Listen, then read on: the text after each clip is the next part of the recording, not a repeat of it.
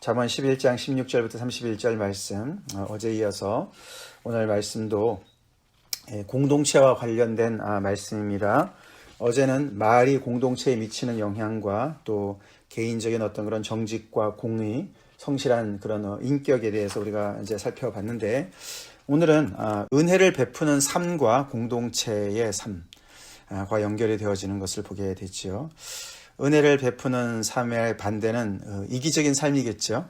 그래서 선의를 베풀고 친절을 베푸는 그 삶이 개인의 뿐만 아니라 공동체에 어떤 영향을 미치는가, 이기적인 삶을 사는 것이 개인에게 뿐만 아니라 공동체에 어떤 영향을 미치는가, 이런 말씀을 중심해서 우리 오늘 잠언이 이렇게 펼쳐지고 있습니다. 모든 잠언이 다 그렇게 되는 건 아니지만 주로 그렇게 연결이 되어지는 것을 보게 되죠. 먼저 오늘 16절이 유덕한 여자는 존영을 얻고 근면한 남자는 재물을 얻느니라.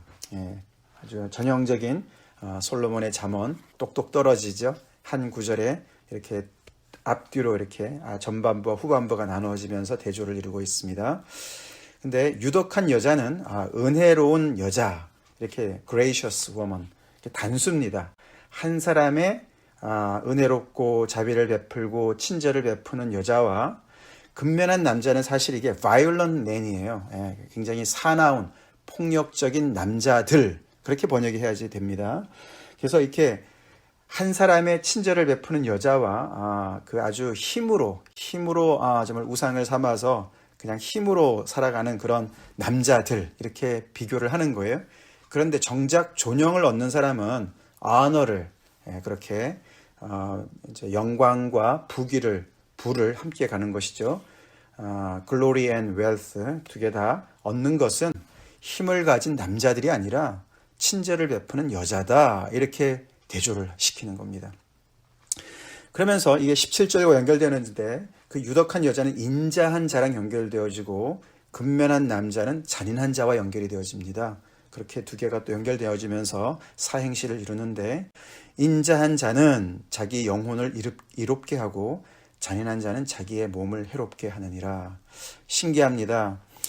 자비를 베푸는데, 친절을 베푸는데, 다른 사람을 유익하게 하는데 그게 자기한테 오히려 이익이 되고, 자기 혼자서 열심히 잘 살아보려고, 자기만 잘 살아보려고 남을 해롭게 하는 사람이 그 해가 자기한테로 돌아가는 거예요.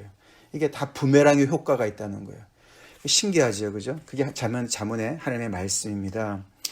그래서 정말 여러 가지로 굉장히 계산을 하고 의도적으로 자기를 유익하게 하기 위해서 남을 해롭게 하는 모든 것들이 오히려 자기한테 그 모든 것이 다 돌아오는, 그래서 여기서도 이제 뿌린 대로 거두는 것이 또 그런 그 창조의 질서가 여기서도 나타납니다. 계속 이어집니다. 그리고 발전이 됩니다. 악인의 싹은 허무하되 공의를 뿌린 자의 상은 확실하니라. 그러면서 악인의 싹과 싹이라는 것은 노동의 대가 아닙니까? 그죠? wages예요. wages. 죄의 싹은 사망이다. 그 싹이죠. 악인의 싹은 허무하다. 이게 이제 굉장히 deceptive하다. 이제 굉장히 이렇게 속기 쉽다, 이런 뜻입니다. 그러나 거기에 반해서 공의를 뿌린 자의 상은 확실하다. 아주 그냥 너무나 certain, true. 그렇게 얘기를 합니다. 그러면서 악인의 속기 쉬운 싹과 공의를 뿌린 자의 확실한 상을 대조시킵니다. 자, 그렇죠. 우리가 세상을 살아가면서 너무나 이렇게 이거는 확실할 거야 그랬는데 그걸 속을 때가 많이 있지 않습니까? 그게 인생 아닙니까? 그죠? 그래서 정말 우리가 겸손해야 될 때가 많습니다. 겉으로 보기만 봐서는 정말 뭐가 뭔지를 잘 모를 때가 많이 있습니다. 우리가 속담에 반짝인다고 다 금이 아니다, 그런 것처럼 겉으로 볼 때는 너무나 확실한 것 같은데 그게 아주 그냥 완전히 허무로 끝날 수가 있고, 겉으로 볼 때는 손해를 보는 것 같은데 그것이 오히려 확실하게 되는 것이 있다는 것이죠. 그래서 그것이 결국은 그 다음 절과 연결되어져서 19절에 그 악인의 싹이 허무한 그 싹이 뭔가 봤더니 그것이 악을 따르는 자는 사망에 이르고 공의를 굳게 지키는 자는, 공의를 뿌린 자의 상이 생명으로 연결되어지는 걸 볼 수 있습니다. 그렇죠? 그래서 그것이 하나의 그냥 자기를 이롭게 하고 자기를 해롭게 하는 데서 그치지 않고 굉장히 확실한 끝과 허무한 끝이 결국은 생명과 사망으로까지 연결이 되어지는 것을 이야기하고 있습니다. 그래서 이제 특별히 재미있는 그런 그 비유가 아기는 열심히 노동을 하는 노동자로 설명이 되고 공의를 뿌린 자 그랬지 않습니까? 그래서 의인은 이렇게 농부의 비유를 합니다. 그래서 농부가 씨를 뿌리는데 공의를 뿌리는 거예요. 하나님께서 원하시는 그런 열매죠. 정의와 공의 계속 나오지 않습니까? righteousness. 하나님의 그런 성품을 닮은, 그래서 혼자만 잘 살겠다고 창조 질서를 어지럽힌 게 아니라 하나님과 함께 하나님을 정말 공경하면서 하나님을 경외하면서 함께 더불어 같이 잘 살으라고 하나님께서 말씀하신 그 말씀을 따라서 같이 잘 살자고 그렇게 복제를 함께 이루는 그런 공의, 그것을 뿌리는 사람으로 농부로 비유를 합니다. 그래서 여기 그게 이제 공의를 뿌린다 그러니까 우리가 농부의 비유를 해서 가만히 생각해 보면은 우리가 하나님께서 기뻐하시는 그런 친절을 우리가 따라 살 때, 그것을 가지고 우리가 정말 공동체를 섬길 때 농부가 가져야 될 태도와 같은 태도를 가지고 살아야 되는 것이죠. 예를 들어서 농부가 씨를 적시에 뿌려야 됩니다. 그죠? 공의도 우리가 내가 하고 싶은 때 하는 게 아니라 필요할 때 우리가 적시에 창조 질서를 따라서 뿌려야 된다. 적시에 뿌려야 된다. 뿌린 다음에 결과는 기다려야 되죠. 그죠? 씨를 뿌렸는데 금방 추수 못 합니다. 기다려야 됩니다. 우리가 친절을 베풀 때 낙심하지 말아야 됩니다. 끝까지 손을 베풀고 하나님의 때를 기다려야 됩니다. 아멘이시죠? 그리고 자라게 하시는 분은 하나님이시죠? 곡식이 자라는 것은 신비예요. 신비. 우리가 그냥 뿌리기만 하고 땅에다가 거름을 주고 물을 준 것밖에 없는데 거기서 놀랍게 싹이 나고 자라서 거기에 열매가 100배, 60배, 30배 맺히는 거 아닙니까? 그래서 하나님의 은혜자 축복이죠. 비밀이죠. 그런 것처럼 공의도 마찬가지라는 것이죠. 공의도 마찬가지라는 것. 그리고 또 한 가지는 중요한 것이 뭐냐면은 이 농사는 가끔 가다가 망칠 수가 있습니다. 그죠? 근데 이 공의의 이 농사는 망치지 않는다는 것을 여기서 전제해 두는 거예요. 그래서 계속해서 확실하다고 강조합니다. 확실하다. 아멘이십니까? 확실하다. 이 공의를 뿌리는 것은, 그것을 열매를 거두는 것은, 그래서 그것이 생명에 이르게 하고 자신을 유익하게 하는 것은 확실하다. 틀림이 없다. 그렇게 이야기를 하고 있다는 사실을 꼭 기억합시다. 그래서 우리 또한 공의를 열심히 뿌립시다. 적시에 여기저기에 보이는 데마다 뿌리자는 것이, 친절을 뿌리자는 것이죠. 그 친절은 그 성령의 9가지 열매 중에 하나 아닙니까? 그죠? 자비가 kindness예요. kindness. 양선은 goodness. 그것을, 자비와 양선을 뿌리라는 것을 얘기하는 것입니다. 자, 근데 그렇게 어떻게 그런다고 꼭 그런 결과가 오냐 이거죠. 그것이 자연의 이치뿐만이 아니죠. 결국 그 이유가 20절에 나옵니다. 그렇게 되는 이유는 여호와 때문입니다. 그렇게 창조하셨고 지금도 창조의 그런 모든 세계를 그렇게 하나님께서 다스리시는 하나님의 정의가 구현되기 때문에 그렇다는 거예요. 그래서 우리는 정말 우리가 아무리 정말 이렇게 살아도 끝이 안 보이는 것 같고 맨날 손해보는 것 같고 그 정말 자기를 위해서만 이기적으로 살아가는 사람이 정말 잘 사는 것 같은 그런 현실이 얼마나 많이 보입니까? 그럴지라도 우리는 그런 순간에도 하나님의 이 정의를 우리는 믿어야만, 공의로우신 하나님을 믿어야만, 하나님께서 이렇게 꼭 끝까지 모든 것을 다 인도하시는 것을 믿어야만 우리는 어려운 가운데서도 공의를 뿌릴 수 있습니다. 친절을 뿌릴 수 있습니다. 그 얘기를 하는 겁니다. 그래서 20절에 마음이 굽은 자는, 마음이 뒤틀린 자는 그런 뜻이죠. 그래서 잔인한 자 위에 다 연결되어지는 것이죠. 악을 따르는 자, 모든 것들이죠. 따를 게 없어서 악을 따르냔 말이에요. 그죠? 근데 그걸 그렇게 살아가는 사람이 많은 것이죠. 그런데 그런 자들은 마음이 굽은 자들인 것이죠. 그런 자들은 여호와께서 미워하신다. 미움을 받아도 행위가 온전한 자는 그의 기뻐하심을 받느니라. 여호와께서 정말 여호와의 미움이 대상이 되는 삶이 있고 여호와께서 기뻐하시는 삶이 있다는 거예요. 하나님께서 다 보고 계시는 것이죠. 하나님께서 정말 기뻐하는 삶이 있고 하나님께서 정말 너무나 분노하시는 삶이 있다는 겁니다. 잠언에서는 계속해서 오늘 특별히 11장에서 보면 이 여호와 이름이 딱 2번 나오죠. 그죠? 우리가 앞에 2번인가 3번인가요? 1절에 한 번 나왔고 2번이죠. 1절에 한 번 나왔고 여기 오늘 20절에 한 번 나옵니다. 그래서 배후에 계시는 것 같지만 이 모든 것을 정말 통치하시는 분은 여호와신 것이죠. 여호와를 우리가 바라보지 못한 우리는 하나님의 말씀대로 올바른 길을 살 수가 없습니다. 다시 한번 우리 기억합시다. 21절, 악인은 피차 손을 잡을지라도 벌을 면치 못할 것이나 의인의 자손은 구원을 얻으리라. 여기서 피차 손을 잡을지라도가 hand to hand라는 말이 그게 사실은 손뼉을 치다 그런 뜻이에요. 원어에는 손뼉을 치다. 왜냐하면은 이게 그 계약이 성사되었다는 뜻이에요. 그래서 오늘 여기 매일 성경 여기 밑에 그 주석이 잘 나와 있습니다. 21절, 피차 손을 잡다는 말은 계약이 성사되었다는 의미로 여기서는 틀림없이 확실히라는 의미다. 그게 맞습니다. 그래서 악인은 틀림없이 정령이 벌을 면치 못한다. 이렇게 강조하는 겁니다. 아까 그렇죠. 그래서 공의를 뿌리는 자는 반드시 확실한 결과를 얻듯이 그런 뜻입니다. 그래서 계속 강조하는 거. 왜냐하면 현실이 그렇게 안 보이니까, 그죠? 그래서 현실을 따라가다 보면은 약삭빠르게 이기적으로 무슨 다른 사람한테 친절은 왜 베풀어? 내가 살기도 힘들어 죽겠는데 이렇게 산다는 거예요. 근데 확실하게 하나님께서는 악인은 벌을 면치 못할 것이고 의인의 자손은 구원을 얻을 것이다. 그리고 의인은 구원을 받을 것이다 라고 다시 못을 확실하게 박습니다. 벌을 면치 못한다는 얘기는 특별히 그 선지서에 많이 또 율법서에 많이 나오는 구절입니다.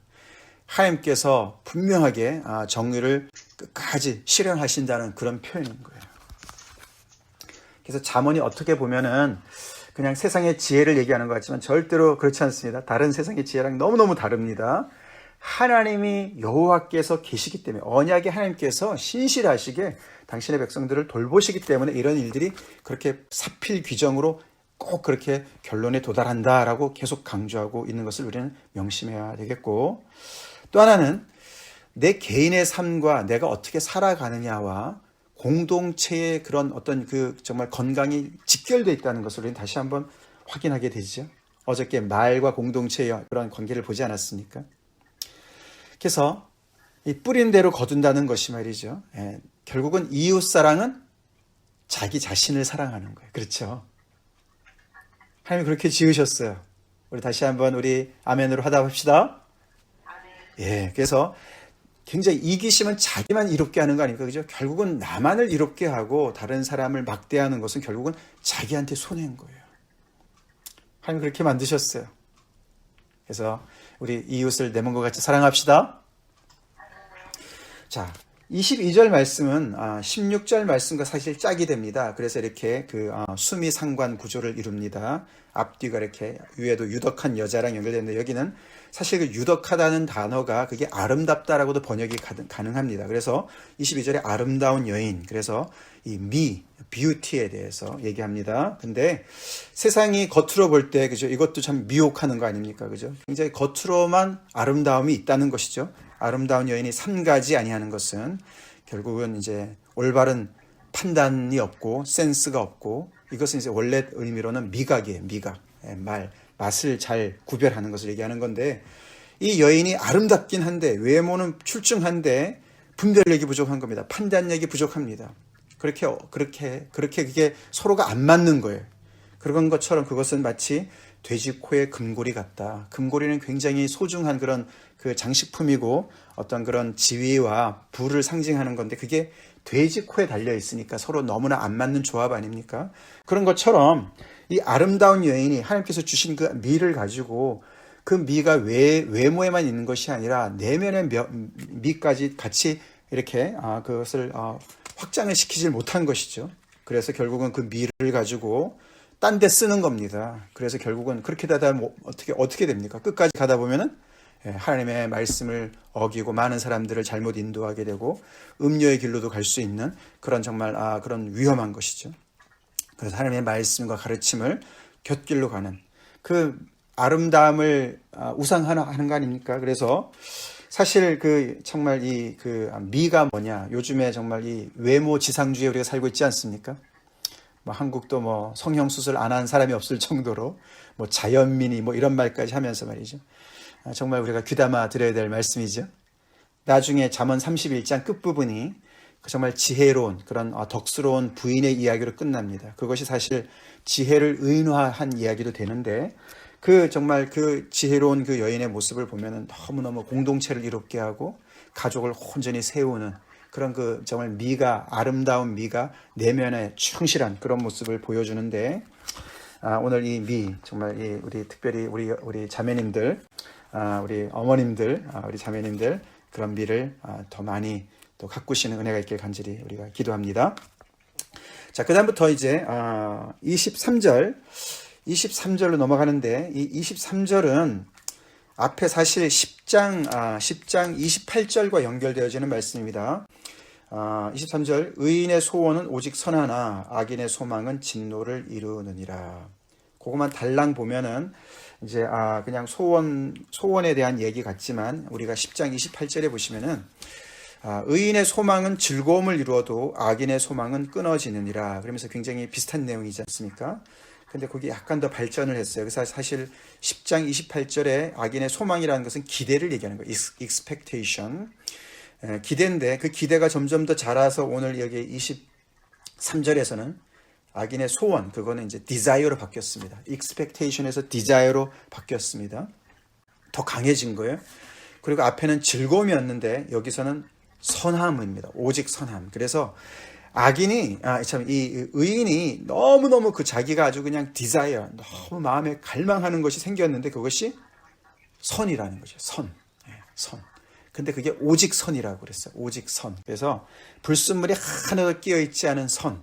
그래서 여기서 얘기하는 것은 위에서 연결해 볼 때 공동체가 함께 잘 사는 선을 얘기하는 거예요. 공동선을 얘기하는 겁니다. 그게 그 사람의 소원이 되었어요.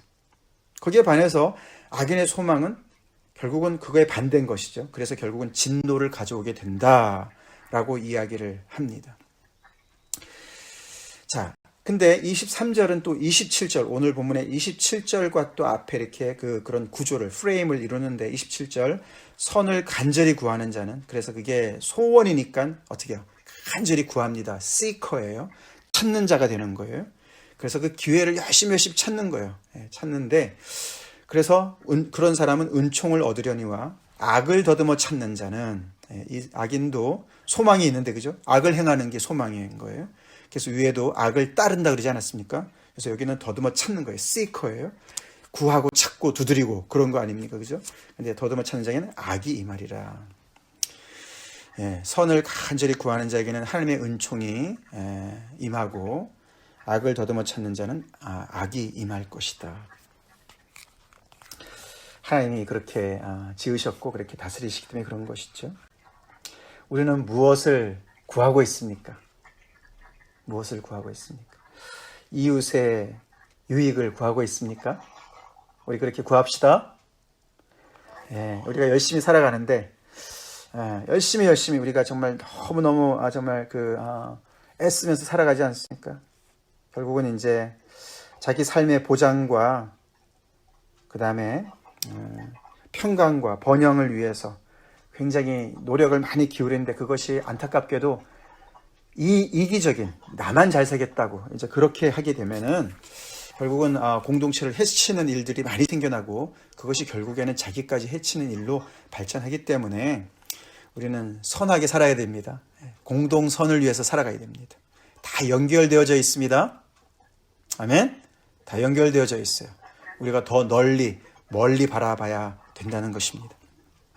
자, 그러면서 그 사이에 끼어있는 24절부터 26절이 24, 25, 26이 3절인데 이 3절은 사실은 앞에 계속까지는 이제 2절이 계속 대조가 되었는데 2절이 근데 여기는 3절이 서로 연결되어 있어요.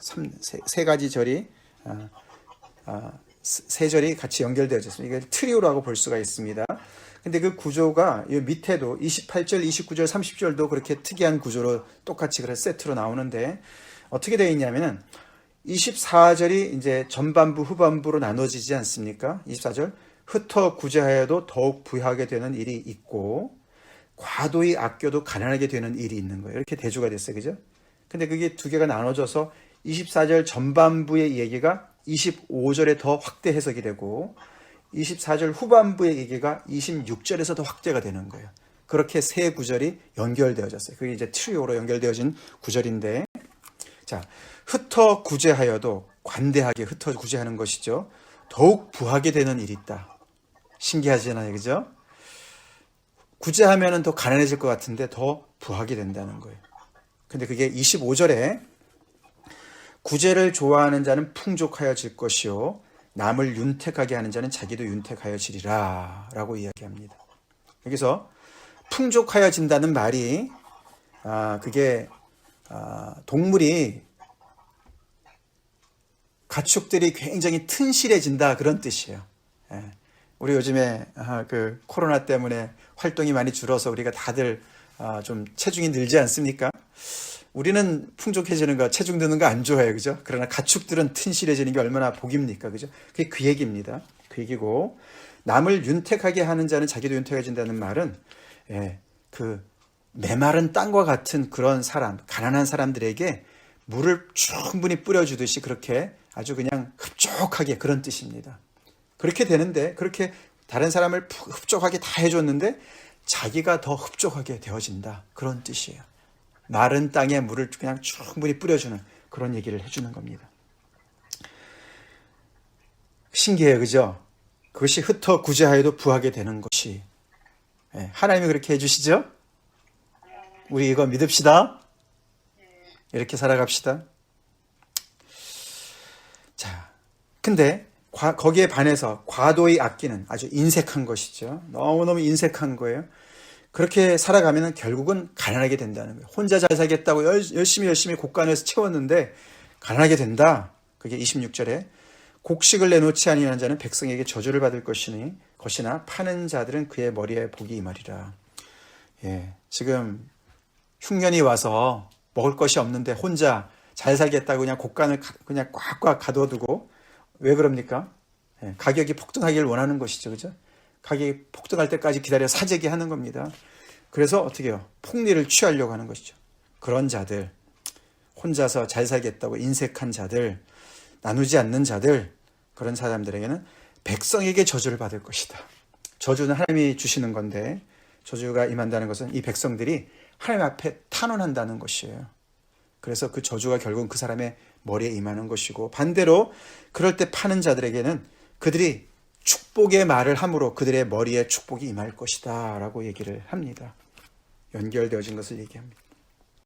자, 그래서 28절부터 그러면 30절까지는 어떤 세 구절에 어떻게 영향이 미쳐집니까?